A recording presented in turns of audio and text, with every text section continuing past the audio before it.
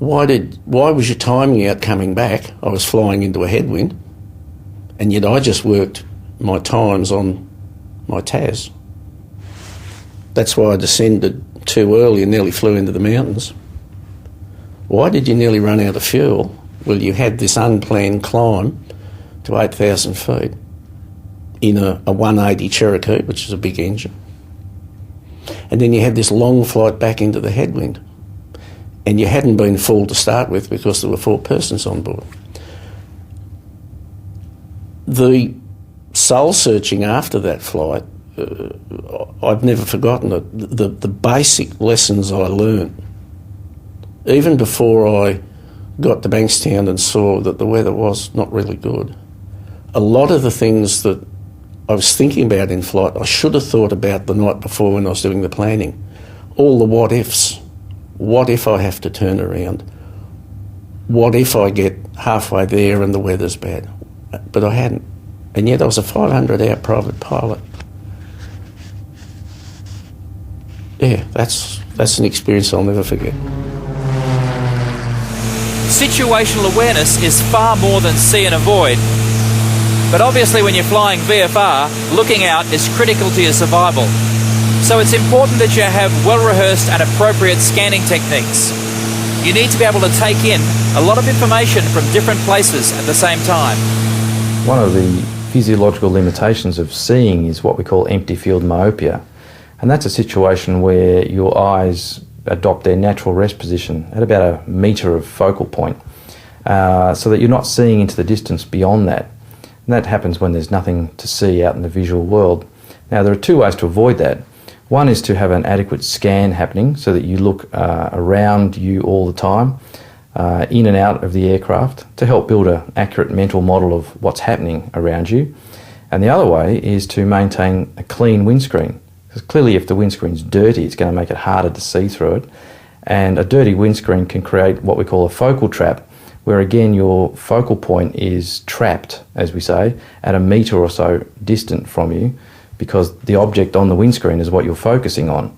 And again, you're no longer looking beyond the windscreen at what might be out in front of you. Research has been done on how pilots do visual scanning in the aircraft. And it's interesting in that most pilots, as we've found, tend to scan mainly at the front of the aircraft, which is thought to be because they're sitting in the aircraft facing forward and that's where they're going. And that's why they tend to scan predominantly ahead of the aircraft. The difficulty with that is that some of the threats might be coming from the left or the right of the aircraft, and that's not being looked at. So it's important for pilots to look to the left, to the right, and in front of the aircraft in a regular and consistent way to make sure that they can see any threat that might be coming their way. One of the recommended scanning techniques is to look at an area outside the aircraft for only a very short period of time, maybe 1 or 2 seconds, no more than 3 seconds, and then to move the eyes 10 degrees and look at that new part of the airspace for 1 or 2 seconds, and keep doing that across the whole visual field. And that needs to be regularly and consistently done. The important part of the scan is to make sure that it's done consistently and repetitively in order to help build this accurate mental model of what's happening outside the aircraft and what's about to happen. If the visual information is not precise, then you can't at all build the situation correctly. So if you look at most textbooks, they will show the horizon and the instrument panel in sharp focus, for example. That cannot happen. The human eye doesn't have a depth of field that will allow that. And the best test is to put your fingers out like that and look at your fingernail in sharp focus, and then while you're looking at that in sharp focus, observe the horizon. It will be a blur.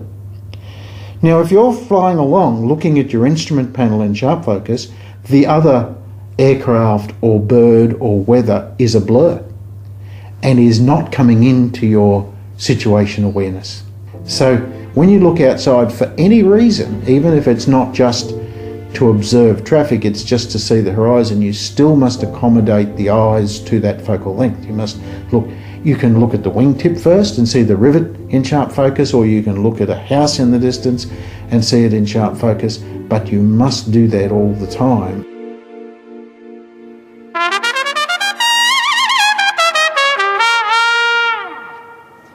You know, flying's a lot like playing music. To be good, you've got to practice, practice, practice. And if you practice maintaining situational awareness, it becomes second nature. You reach a point where you don't have to think about it at all. And that means when things don't go according to plan, you'll recognise it right away. When you're first learning to fly, the big thing is just to concentrate on how to fly the aircraft in the perfect environment. And then the emergencies will be introduced, the glide approaches, the engine failure after takeoff, all those types of things. Once you've got your licence, it's very, very important that you continue to train yourself in that environment, because the instructor's now gone. You really have to continue to teach yourself and test yourself. Don't put yourself in bad environments. Don't break any rules, don't break any laws, look after the engine when you're doing all these things, but make sure you give yourself challenges in the flying. Don't just get up there and go, hey, I'm a pilot, look, I can see the ground, how good is it, check me out. Make sure that you are always improving, and typically you can't really improve that much on flying straight and level. After you can do it, where you can improve is dealing with emergencies, and one day you may be the hero that landed the plane successfully on a road, didn't hurt anyone, didn't hurt yourself, didn't hurt the plane. That's not a bad incentive to go and practice. So if you want to be a long-term professional in aviation, you're going to need to take situational awareness seriously. And one group of people who do are the airlines. If a pilot seriously wants to move into an airline operation, they need to focus not just on their technical skills of being able to fly the aeroplane, but a strong focus on the non-technical skills. Decision making, threat and error management, situational awareness are all very high priorities that must be developed if a pilot wants to move into airline operations.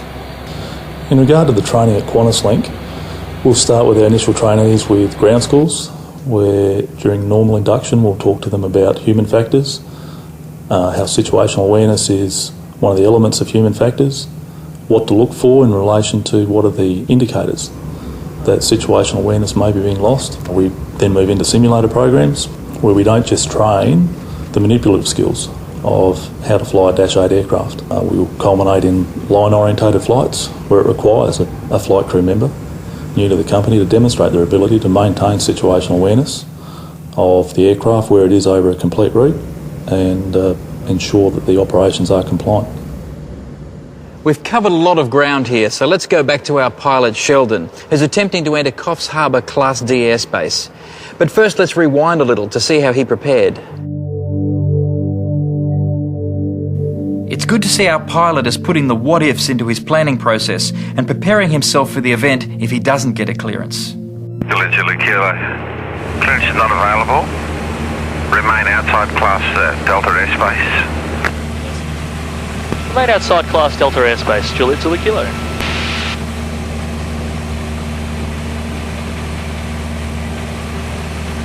His plan included doing an orbit away from the reporting point.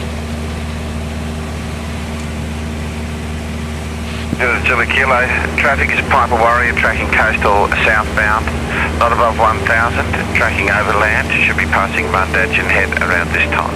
Juliet Zulu Kilo, roger, have the traffic sighted. Juliet Zulu Kilo, clear to visual approach for runway 03, report final. Clear visual approach runway 03, Juliet Zulu Kilo. And Juliet Zulu Kilo's final 03 full stop. Juliet Zulu Kilo, roll through after landing and vacate Delta, runway 03, clear to land. Roll through, vacate Delta, clear to land, Juliet Zulu Kilo. Okay, so what have we learnt? You have to have mental toughness and be physically fit. Practice, practice, practice. Thoroughly plan every flight. Consider the what-ifs. Know your aircraft inside out. Look out and scan. And at every opportunity, strive to improve your situational awareness. One day, it may save your life.